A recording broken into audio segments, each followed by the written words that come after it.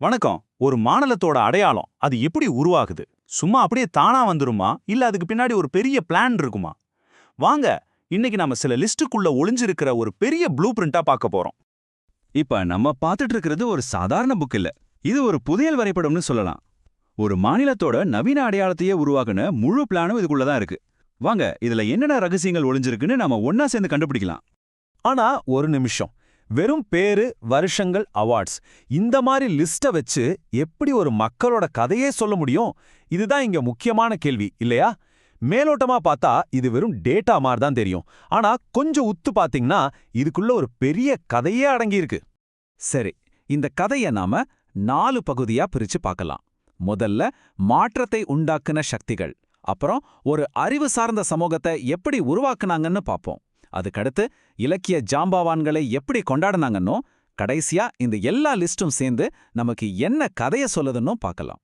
சரி, முதல் பகுதிக்குள்ள போலாம். மாற்றத்தின் சக்திகள். பாருங்க, எந்த ஒரு பெரிய மாற்றத்துக்கும் ஒரு ஆரம்ப புள்ளி இருக்கும் இல்லையா?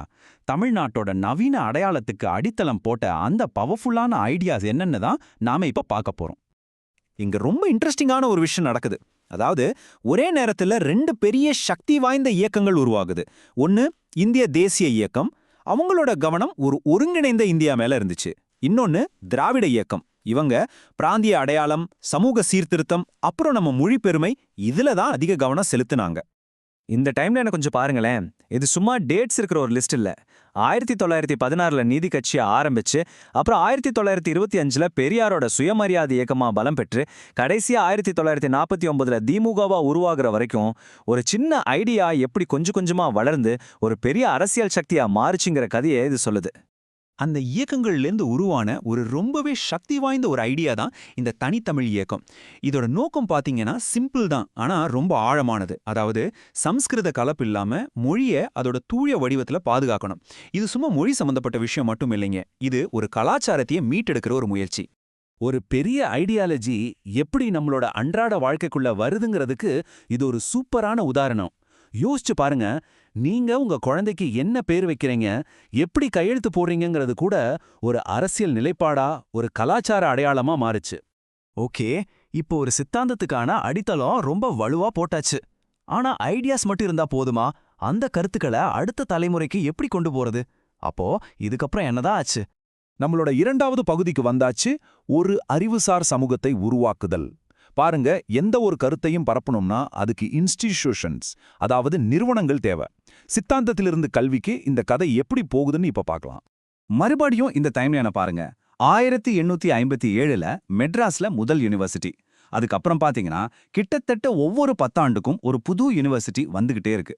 இது வெறும் பில்டிங் லிஸ்ட் இல்ல, இது அறிவுக்கான கதவுகள் மாநிலம் முழுக்க எவ்வளோ வேகமா திறக்கப்பட்டுச்சுங்கிறதுக்கு ஒரு பெரிய சாட்சி.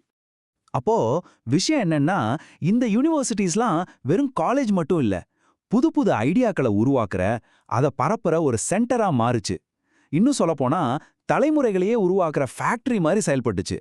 அந்த சித்தாந்தத்துக்கு உயிர் கொடுத்ததே இந்த நிறுவனங்கள் தான் சொல்லலாம். இப்போ நாம 3வது பகுதிக்கு வரோம். இலக்கிய ஜாம்பவான்களை கொண்டாடுதல்.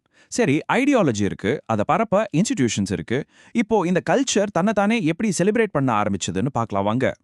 இங்க பாத்தீங்கன்னா ஒரு இரட்டை அங்கீகார அமைப்பு உருவாகுது.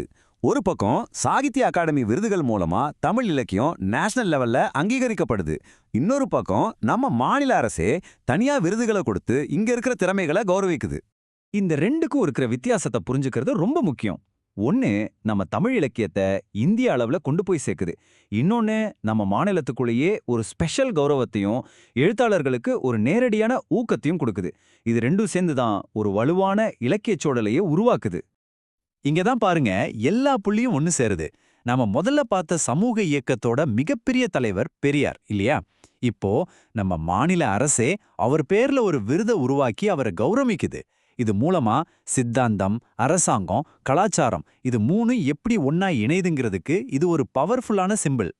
சரி, நம்மளோட கடைசி பகுதிக்கு வந்தாச்சு. இந்த லிஸ்ட் எல்லாம் என்ன சொல்லுது? நாம இவ்வளோ நேரம் பார்த்த இந்த பேருங்க, வருஷங்கள், அவார்ட்ஸ் இதெல்லாம் வெறும் டேட்டா இல்ல, இதுக்குள்ள ஒரு கதை இருக்குன்னு சொன்னல. அப்படி என்னதான் அந்த முழு கதை? இந்த கதை சிம்பிளா 3 ஸ்டெப்ல நடக்குது. ஸ்டெப் 1, சமூக மற்றும் மொழி இயக்கங்கள் ஒரு தனித்துவமான ஐடியாலஜியை உருவாக்குது. ஸ்டெப் 2, யுனிவர்சிட்டிஸ் அந்த ஐடியாலஜியை எல்லாருக்கும் சொல்லிக் கொடுத்து பரப்புது. ஸ்டெப் 3, அவார்ட்ஸ் மூலியமா அந்த கலாச்சாரத்தோட சாதனைகளை அங்கீகரிச்சு கொண்டாடி இன்னும் வலுப்படுத்துறாங்க. சித்தாந்தம், நிறுவனம், கொண்டாட்டம், இதுதாங்க அந்த ப்ளூ பிரிண்ட். சோ கடைசியா நாம தெரிஞ்சுக்க வேண்டிய விஷயம் இதுதான். நாம பார்த்தது வெறும் லிஸ்ட் இல்ல, ஒரு தனித்துவமான கலாச்சார அடையாளத்தை வரையறுத்து அதை உருவாக்கி அதை கொண்டாடுறதுக்காக போடப்பட்ட ஒரு 100 வருஷ பிளானோட ரிசல்ட் தான் இது. நம்ம இப்ப பார்த்தது போன நூற்றாண்டோட கலை. ஆனா இப்போ ஒரு கேள்வி இருக்கு. அடுத்த நூற்றாண்டோட தமிழ் அடையாளத்தை உருவாக்க போற இயக்கங்கள், நிறுவனங்கள், குரல்கள் எதுவா இருக்கும்? அதுக்கான பதில் ஒருவேளை இன்னைக்கு எழுதப்பட்டுக்கிட்டு இருக்கிற புது லிஸ்ட்ல இருக்கலாம். நீங்க என்ன நினைக்கிறீங்க?